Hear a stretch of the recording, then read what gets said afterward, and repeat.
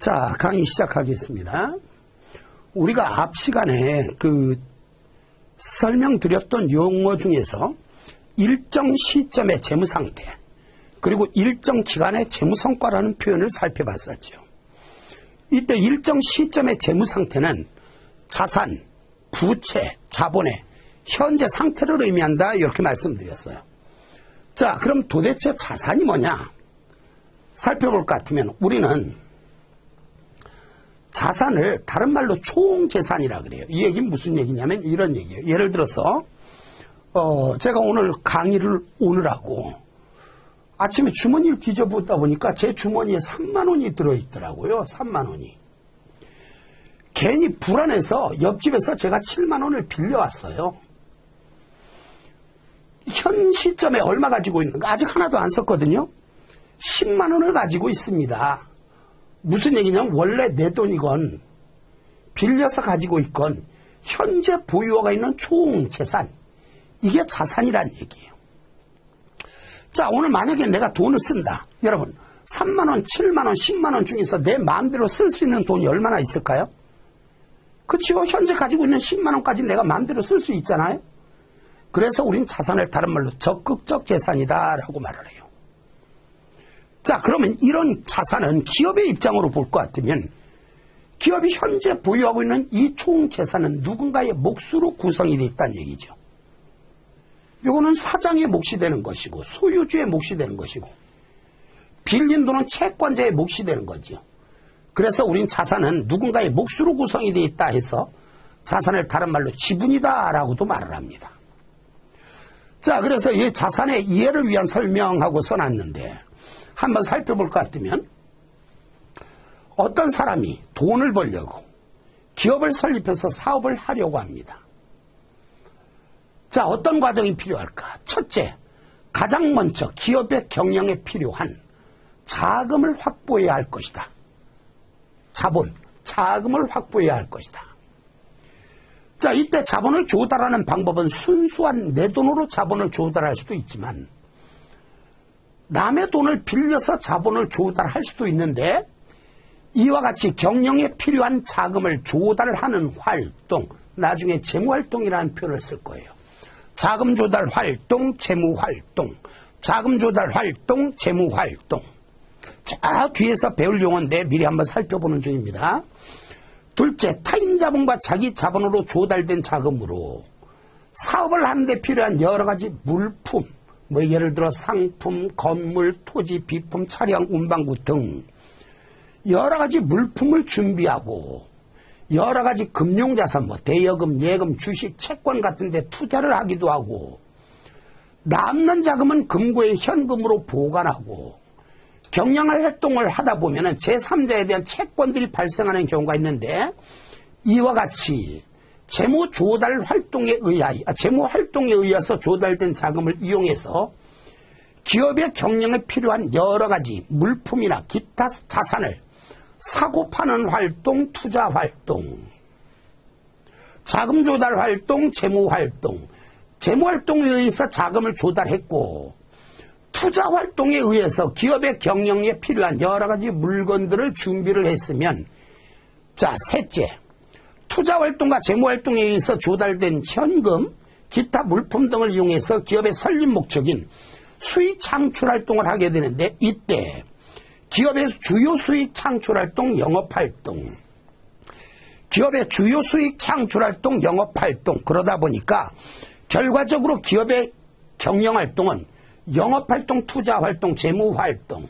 자, 뒤에서 현금 흐름표에서 강의할 내용을 미리 살펴보는 겁니다.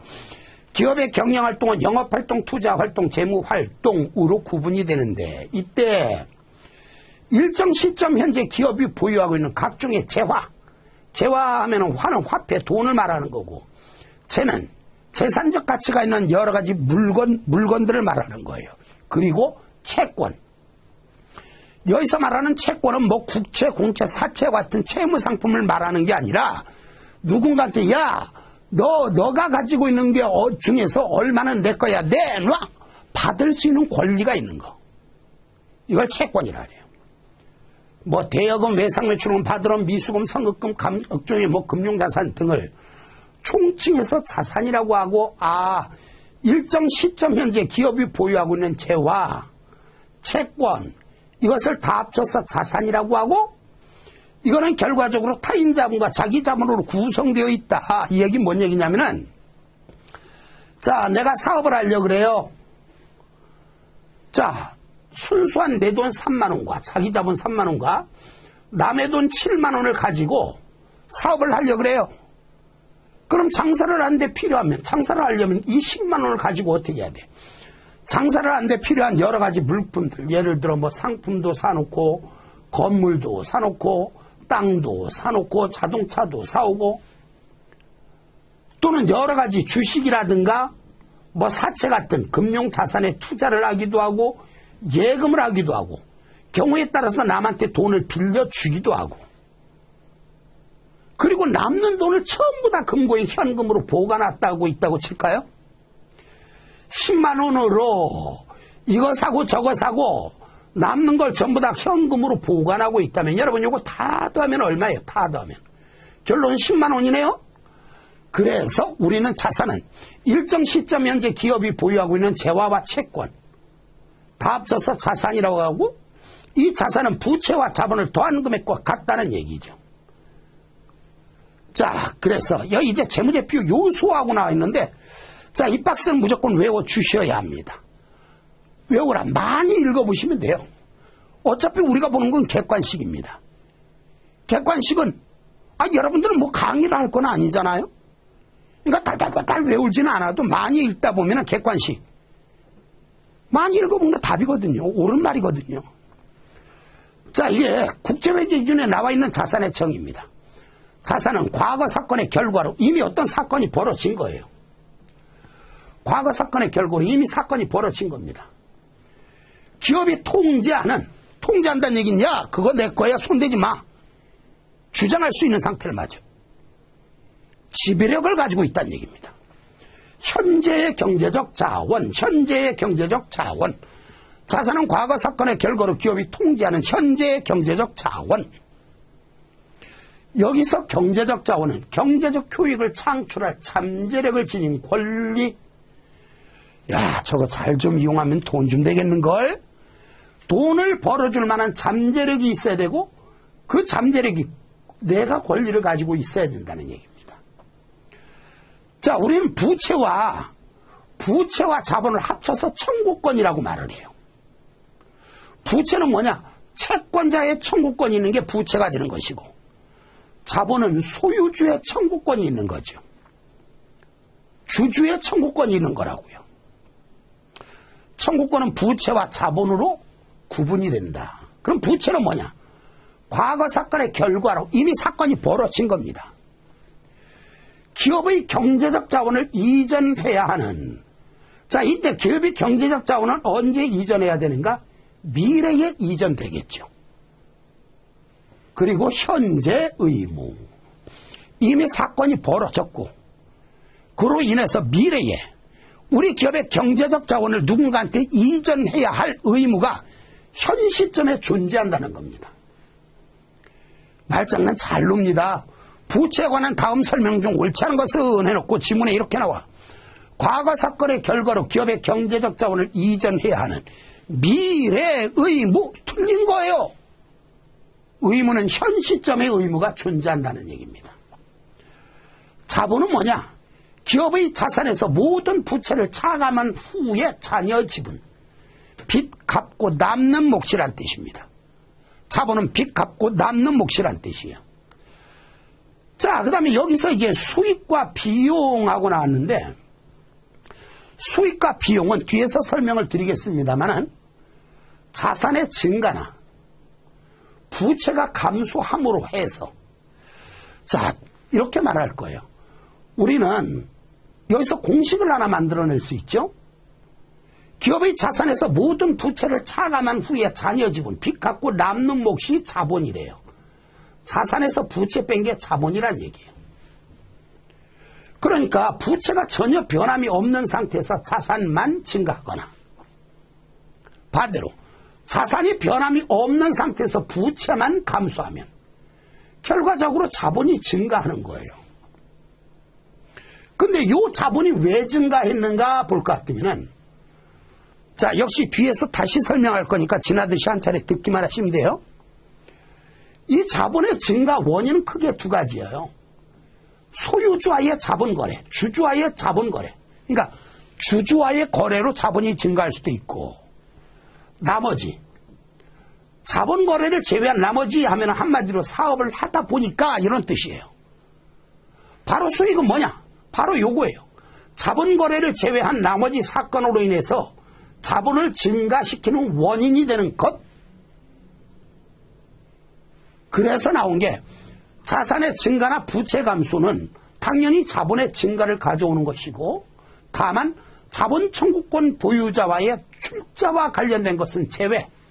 뭔 얘기예요? 자본 거래를 제외한 나머지 사건으로 자본을 증가시키는 원인이 되는 것. 이게 수익이란 뜻입니다. 비용은 반대죠. 자본의 감소를 가져오는, 자산의 감소나 부채의 증가로서 무슨 뜻이에요? 자, 부채가 전혀 변함이 없는 상태에서 자산만 감소하거나, 자산이 전혀 변함이 없는 상태에서 부채만 증가하면 당연히 자본이 감소하는 거지요. 자본이 감소했는데 왜 감소했는가?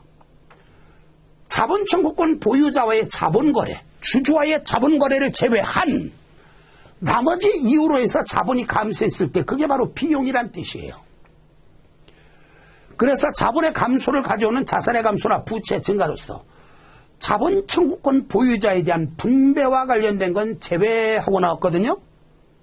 그러니까 주주와의 자본거래를 제외한 나머지 사건으로 자본이 감소했으면, 그 기업의 순자산이 감소했으면 그게 바로 비용이다. 그런데 앞에 이렇게 나왔네요. 재무성과를 반영하는, 요 얘기 무슨 얘기?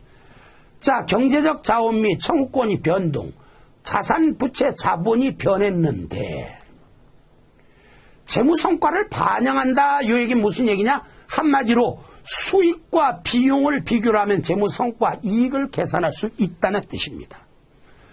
근데 여기에서 그 밖의 경제적 자원 및 청구권의 변동, 요 얘기는 무슨 얘기냐? 자산, 부채, 자본이 변해도 이익에 영향을 미치지 않는 것들이 많다는 얘기예요.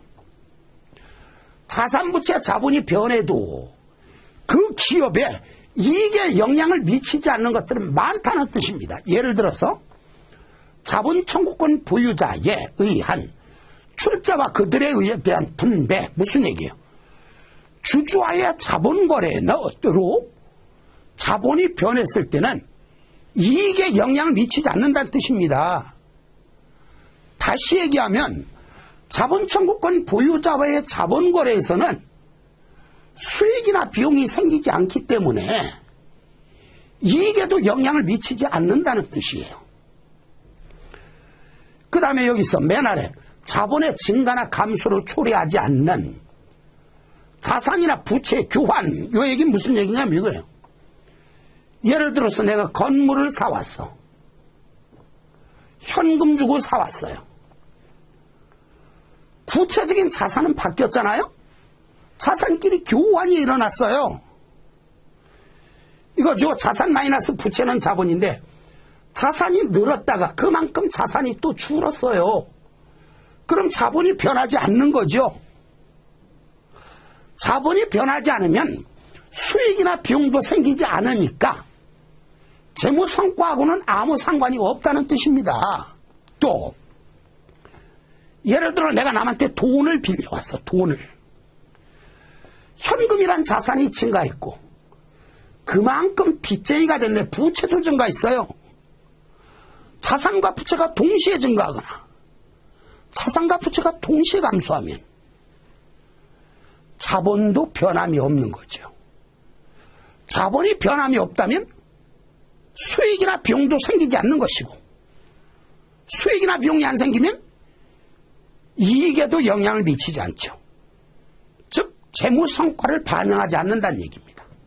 그래서 자본이 변했을 때 이익에 영향을 미치는 것도 있고 자본이 변해도 이익에는 전혀 영향을 미치지 않는 것들도 있구나. 이렇게 이해를 하시고 이 박스에 있는 내용을 기억해 주셔야 되겠습니다.